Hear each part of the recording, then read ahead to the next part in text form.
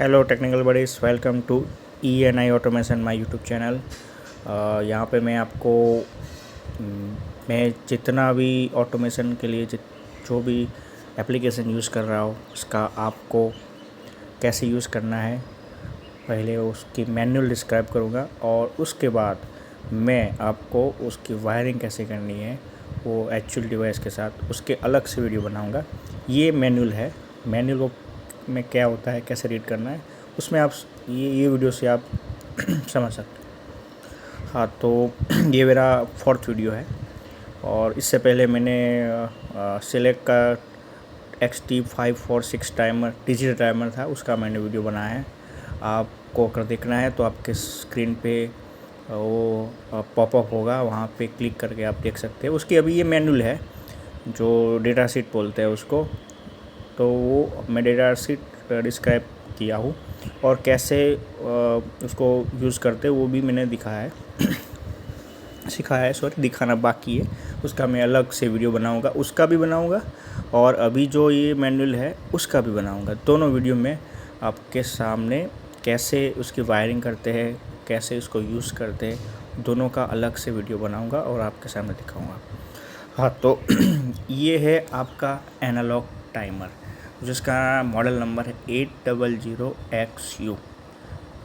तो ये भी सिलेक्ट कंपनी का ही है। उसमें और इसमें इतना डिफरेंस है कि ये बस इतना ही डिफरेंस है कि ये एनालॉग टाइप है टाइमर, और अगले वाले वीडियो में डिजिटल टाइप था। तो इसकी बात करते हैं। तो सैम ये 20 से लेकर 240 AC पे वर्क करता है, और 12 से लेकर 24 240 वोल्ट DC पे वर्क करता है। दोनों की फ्रीक्वेंसी 50 से 60 के बीच में रहनी चाहिए। तो ये मतलब AC पे भी चलेगा, DC पे भी चलेगा। मतलब कि हम 3 टाइप के कंट्रोल यूज़ करते हैं, कंट्रोल वोल्टेज यूज़ करते हैं। एक तो होता है फेज न्यूट्रल जो 200 से 230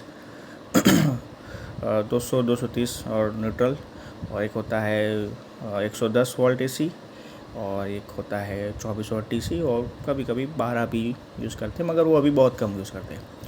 तो आउटपुट में आपको 2 घंटे चेंज ओवर दी है। इस CO का मतलब है चेंज ओवर, ठीक है। रिले की रेटिंग 5 एम्पियर, मतलब कोई भी एप्लीकेशन का ऑन लोड मतलब जो पावर कंज्यूम करता है उसकी रेंज अगर 5 एम्पियर से नीचे है तो इसको विदाउट आप कॉन्टेक्टर डायरेक्ट उसको उसके कॉइल में इसके NO या NC के थ्रू उसको सप्लाई दे सकते हो। इसमें एक टीमेरिट्स बोल सकता हो कि इसमें फिक्स टाइमिंग दिया है। जैसे कि सिलेक्ट के XT546 टाइमर में क्या था, डिजिटल टाइमर में आपको जितना सेटिंग हावर मीटर सेकंड जितना भी सेट करना है आपके हिसाब से कर सकते थे, मगर इसमें 1, 3, 10 और 30 1 मिनट या 3 या 10 या 30 सेकंड मिनट हावर में कर सकते हो, ठीक है।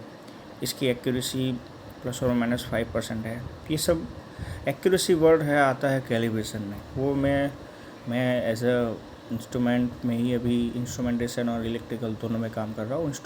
इंस्ट्रूमेंटेशन में कैलिब्रेशन का बहुत बड़ा रोल है, तो उसके भी मैं वीडियो बनाऊँगा। अगर आपकी रिक्वेस्ट होगी तो बनाऊँगा। कैसे वर्नियर को कैलिब्रेशन करते, कैसे टेम्परेचर कंट्रोलर को कैलिब्रेशन करते, स्केलिंग कैसे करते हैं, उसमें TC को कैसे कैलिब्रेशन करते हैं। TC से याद आया है कि मैंने TC के लिए मोबाइल ऐप से आप उसको आइडेंटिफाई कर सकते हैं उसका स्टेटस क्या है, सही टेम्परेचर दिखा रहा है या सही मिलीवाट दिखा रहा है। अगर वो वीडियो देखना है तो वो भी अभी स्क्रीन पे पॉपअप होगा, वहाँ पे जाके आप उसका वीडियो देख सकते हो।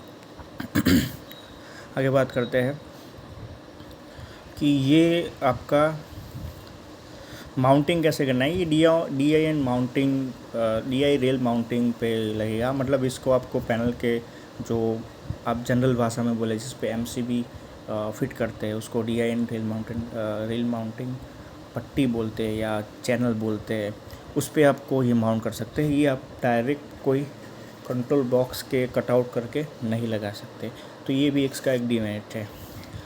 चलो तो इसका मेजरमेंट दिया है, मगर ये इतना यूजेबल नहीं है, क्योंकि अगर आपको पैनल कटआउट में अगर ये टाइमर होता तो मेजरमेंट इंपॉर्टेंट रहता है, बाकी इतना इंपॉर्टेंट नहीं है। ये सब कैसे मेंटेन करना है, मेंटेनेंस, सेफ्टी, समरी, वो सब है। वो आप मैं इसमें लिंक डाल दूँगा इसकी, तो वहाँ जाके आप देख सकते हो। मगर पढ़ना चाहिए, ऐसा भी नहीं, इतना भी ऐसा नहीं है कि ज़रूरत नहीं, पढ़ना चाहिए। तो ये इसके है टर्मिनल कनेक्शन।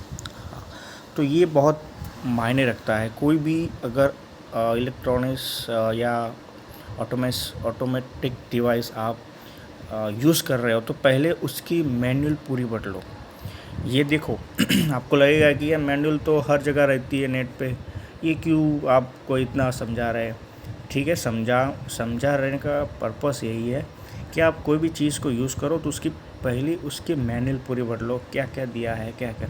अब मान लो ये आपने लगा दिया, आपको पता नहीं था इसके रिले का जो रेटिंग है 5 एम्पियर का है, आपने डायरेक्ट 7 एम्पियर 10 एम्पियर वाली एप्लीकेशन के साथ डायरेक्ट कनेक्शन कर लिया। वैसे नहीं करोगे, मगर फिर भी गलती से भी गलती हो गई तो आपका ये टाइमर ख़राब हो सकता है। अगर तो यही अच्छा उसका फ़ायदा है मैनुअल पढ़ने का, कि आपको ये पता है कि ये मैनुअल में 5 एम्पियर का रेटिंग दिया गया है, वो आपने पढ़ी है तो आप वो गलती नहीं करोगे। दूसरा, आपके जो टाइमर रहेगा उसके ऊपर भी लिखा हुआ रहेगा रेटिंग, तो वो भी पढ़ के आप डिसीजन ले सकते हैं। मगर मैनुअल में सब दिया हुआ है तो मैनुअल पढ़नी चाहिए। इसके हिसाब से मैं आपको मैनुअल पहले मैनुअल में सिखाऊंगा, उसके बाद मैं प्रैक्टिकल पे जाऊंगा। तो हाँ, तो यहाँ पे A1 A2 जितने भी रिले है, जितने भी कॉन्टेक्टर है, जितने भी टाइमर है, उसमें A1 A2 लिखा गया होगा। तो ये आपको कॉइल, उसका जो कॉइल रहेगा, मैग्नेटिक कॉइल, जहाँ से वो मैग्नेट क्रिएट करके आपकी एप्लीकेशन को रन करता है, मतलब आपकी डिवाइस को रन करता है। कैसे रन करता है, यहाँ पे देखो, वहाँ पे A1 और A2 में A में जाएगा आपका 230 वाट फेस और A2 में जाएगा आपका, ये देखिए यहाँ पे है, A2 में जाएगा आपका न्यूट्रल। ये वायरिंग दिया है, मैं उसको बाद में दिखाता हूँ, पहले यहाँ पे दिखाता हूँ। तो ये आपका रहेगा उसका सप्लाई। कोई डिवाइस को सप्लाई कहाँ देना है, वो A1 और A2, जनरली A1 और A2 लिखे गए होंगे सब पे, टाइमर पे, रिले पे, कॉन्टेक्टर पे, कि 3 चीज़ों पे तो खास लिखे गए होंगे, तो वहाँ पे आप उसको सप्लाई देना है। ठीक है, फिर इसमें 2 रिले कॉन्टेक्ट्स दिए हैं। तो एक में आपका 15 और 25 हो जाएगा कॉमन, तो वहाँ पे आपको कॉमन देना है। जो जाएगा आपका फेस, क्या 24 वाट देना है तो आपका जाएगा 24 वाट TC। ठीक है, वहाँ से 2 अलग अलग है, 16, 18, 26 और 28। तो अभी देखिए नॉर्मली यहाँ पे आप देख सकते हो 15 और 16 अभी NC है, ठीक है, और 15 और 18 अभी NO है। NC का मतलब क्या होता है, नॉर्मली क्लोज, और NO का मतलब क्या होता है, नॉर्मली ओपन। तो जैसे इसको सप्लाई मिलेगा और आपने जो टाइमिंग सेट की है उसके हिसाब से ये काम करेगा। ये दोनों कॉमन रहेगा, मतलब आपका 15, 16 हो जाएगा, 15, 16 और 25, 26 हो जाएगा आपका NC, और 15, 18 और 25, 28 हो जाएगा आपका NO। ठीक है, तो ये इसमें देखा लगा गया है सप्लाई A1 A2 पे आपको सप्लाई देना है। ये आपका कॉन्टैक्ट है और उसकी रेटिंग है 5 एम्पियर 250 वोल्ट AC के लिए। ठीक है, तो ये आपका टर्मिनल है, ये आपका डिस्क्रिप्शन है, इसमें जो मैंने बताया है वही है। A1 A2 में आप सप्लाई देना है, लाइन न्यूट्रल 15 नंबर, तो सब आपका रिले कॉन्टैक्ट नंबर और रिले कॉन्टैक्ट नंबर 2 दिए गए हैं। ठीक है, तो ये एक बेसिक सिंपल वायरिंग दिया गया है, आपको कैसे यूज़ करना है, वायरिंग डायग्राम। इसको अगर उसको कॉन्फ़िगरेशन करना पड़ेगा, मैं आगे दिखाऊंगा, जैसे आगे मैनुअल में बढ़ते रहेंगे। तो इसमें देखो ए लाइन न्यूट्रल दे दिया है 230 वोल्ट AC का लाइन और न्यूट्रल। तो लाइन से एक लिंक की है, आप लाइन से एक वायर जाएगा A1 में और उसी के लिंक में कर दिया है 25 नंबर। तो हमेशा याद रखने का, कॉमन में जो भी आप सप्लाई वोल्टेज दे रहे हो उसकी लिंक जाएगी, क्योंकि कॉमन में सप्लाई देना पड़ेगा तभी तो उसका आउटपुट निकलेगा NO या NC में। तो वही चीज़ इसमें की है। और न्यूट्रल न्यूट्रल 2 जगह जा रहा है, एक आपके लोड में और एक आपके टाइमर के न्यूट्रल में। लोड क्या है, लोड कुछ भी हो सकता है, ये चाहे आपका कॉन्टेक्टर भी हो सकता है, चाहे आपका मोटर भी हो सकता है, छोटी अगर होगी 5 एम्पियर के नीचे की, जो घर के एप्लीकेशन में यूज़ होती है या टॉय के एप्लीकेशन में यूज़ होती है। और ये आपका इंडिकेशन लैंप भी हो सकता है, ये आपका हूटर भी हो सकता है, कुछ भी हो सकता है। ये आपका लोड है, तो लोड के न्यूट्रल डायरेक्ट जाएगा। फेस कहाँ से देना है? लोड का फेस जाएगा जो टाइमर का आउटपुट है, जो आप उसको शुरू में चलाना चाहते हो या कुछ टाइम जो आपने टाइम सेट किया उसको बाद में चलाना चाहते हो, तो ये अलग अलग रहेगा। इसमें दिया है एनो में, ठीक है। तो शुरू या फिर जो मोड सेट करोगे उस हिसाब से ये काम करेगा। मतलब आपको ऑन डिले करना है या इंटरवल करना है। तो ये टाइमर में दो चीज़ दी गई है ऑन डिले और इंटरवल। दूसरा, अगर आपका जो लोड है, मैंने जैसे बताया कि अगर आपको इससे मोटर कंट्रोल करनी है तो बीच में एक कॉन्टेक्टर आएगा, ठीक है। तो ये वही ही डायग्राम है, मगर यहाँ पे जो डायरेक्ट जो लोड पे फेस जाता था वो डायरेक्ट लोड पे नहीं जाएगा, वो कॉन्टेक्टर में जाएगा। और कॉन्टेक्टर के एनो से आपकी एप्लीकेशन रन होगी। मान लो 3 फेस कॉन्टेक्टर है तो उसके जो A1 और A2 हो गए, तो A1 में जो A1 का जो सप्लाई रहेगा वो टाइमर के थ्रू जाएगा और A2 डायरेक्ट न्यूट्रल जाएगा। तो जहाँ पे वो कॉन्टेक्टर पिकअप होगा वैसे ही उसको मोटर को 3 फेज मिल जाएंगे और आपकी मोटर चालू होगी। तो ये है आपका अगर लोड पड़ा है तो, ठीक है। अब इसके आगे जाएंगे। उसके स्केलिंग कैसे की है? स्केलिंग मतलब यहाँ पे डिप स्विच दी होगी, जो ये अपना टाइमर है यहाँ पे टॉप में है, इधर ये यहाँ पे जो इधर टॉप में दी हुई है, इधर अपना A1 A2 के जो ऊपर यहाँ पे दिया है ना, वहाँ पे टॉप पे उसको खोल के, प्लास्टिक का कवर होगा, उसको खोल के आप उस पर डिप स्विच दी होगी, उसमें हिसाब से सेट करना है। तो डिप स्विच दोनों ऊपर होगी तो आपका स्केलिंग है 1। डिप स्विच 1 नंबर की ऊपर और 3 नंबर की नीचे, 2 नंबर की नीचे हो, तो आपका स्केलिंग है 3। उसका उल्टा होगा, मतलब 1 नंबर नीचे 2 नंबर ऊपर, तो आपका स्केलिंग होगी 10। और दोनों ही नीचे होगी तो आपका स्केलिंग होगी 30। और ऐसे ही टाइम की भी रेंज करने के लिए अलग अलग डिप स्विच है। दोनों ऊपर है तो सेकंड, एक ऊपर नीचे हो तो मिनट, दोनों 3 नंबर नीचे है, 4 नंबर ऊपर है तो हावर्स, दोनों हावर्स है तो भी हावर्स, ठीक है। और एक डिप स्विच है कि आपको मोड कौन सा लेना है। आपको ये टाइमर ऐसे ऑन डिले यूज़ करना है तो डिप स्विच 5 नंबर की ऊपर आएगी। अगर आपको इंटरवल में चलाना है तो आपकी डिप स्विच नीचे आएगी। ये दोनों ही डिले, ये दोनों ही मोड एक दूसरे के रिवर्स है, तो वो मैं नीचे दिखाता हूँ। तो ये रहा, देखिए ये है टाइमिंग डायग्राम। किसी भी टाइमर को समझने के लिए टाइमिंग डायग्राम बहुत इम्पोर्टेंट है। ये आप 1-2 बार इसकी प्रैक्टिस कर लेना, आपके माइंड में पूरा बैठ जाएगा कि कैसे होता है।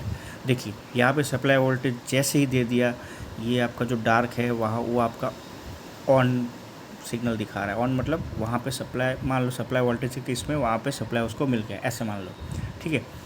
उसके नीचे आओ, जस्ट एनो है, एनो कॉन्टेक्ट है और एन सी कॉन्टेक्ट है। T is equal to set time delay. आपने जितना टाइम अपने सेट करना है, मान लो कि मैंने 30 सेकंड का टाइम सेट कर दिया, ठीक है। उसके लिए मेरे को ये वाला जो 4th वन है स्केलिंग का 30 में डाल देना पड़ेगा। दोनों डिप स्विच नीचे आएगी, 1 और 2 नंबर की। 3 और 4 में मेरे को सेकंड में चाहिए, तो 3 और 4 आपका रहेगा दोनों स्विच ऊपर। और मोड, अब मोड पहले ऑन डिले की बात करते हैं, तो मैं 5 नंबर की डिप स्विच रखूँगा टॉप साइड, ठीक है। तो जैसे ही मैं ऑन डिले करूँगा तो आपने जो 30 सेकंड डाले हैं, तो अगर आपका एनो में कनेक्शन दिया है, मतलब आपको एनो में कनेक्शन दिया, ऐसा नहीं होता है, आपको कैसे वर्क करना है इस हिसाब से एनो और एनसी, मतलब ये जो कनेक्शन है ये रहे, ये 15-16, आपको कौन से में कनेक्शन लगाना है वो आपका कैसे यूज़ करना है उस पर डिपेंड है। मान लो कि मेरे को मोटर पहले नहीं चलानी है, समझे, मेरे को 30 सेकंड मोटर ये जब मैं स्टार्ट करूँगा तो 30 सेकंड के बाद मोटर चालू होगी। तो इसके लिए क्या करना पड़ेगा, आपको एनओ में कनेक्शन करने पड़ेगी, मतलब 18 नंबर पे आपका कनेक्शन करना पड़ेगा। जो 18 नंबर में आप कनेक्शन करोगे तो आपका क्या होगा, 18 नंबर से जो आपकी कॉन्टेक्टर या टायर कॉन्टेक्टर आपको ऑन कराना है, तो 18 नंबर का जो केबल एक वहाँ से जाएगा और आपके कॉन्टेक्टर की E1 में जाके कनेक्ट होगा। तो क्या होगा, जब आप स्टार्ट करोगे, टाइमर जब स्टार्ट होगा तो 30 सेकंड के बाद आपका वो जो एनो कॉन्टैक्ट है जो आपका 30 सेकंड के बाद NC हो जाएगा और आपकी मोटर चालू होगी। इसका उल्टा है कि आपको मेरे को 30 सेकंड के बाद ये मोटर बंद करनी है, तो वो कनेक्शन आपको 16 नंबर पे करना है, ठीक है। और इसका तो जैसे बताया कि जो ऑन डिले से और इंटरवल डिले में डिफरेंस यही है कि एक दूसरे का ऑपोजिट है। यहाँ पे देखो एनो कॉन्टैक्ट में यहाँ जहाँ ऑन हो रहा है, यहीं से मिडल इंटरवल में एनो कॉन्टैक्ट डिले में जहाँ पे ऑफ हो रहा है, इंटरवल डिले में वहाँ पे ऑन हो रहा है, ठीक है। एक दूसरे के रिवर्स है। यहाँ पे आप देख सकते हैं एक ये पिक्चर आप मैच करो, यहाँ पे जहाँ ये ऑन होगा तो ये ऑफ होगा, तो ये ऑन होगा, ये ऑन होगा तो ये ऑफ होगा, तो एक दूसरे के रिवर्स है।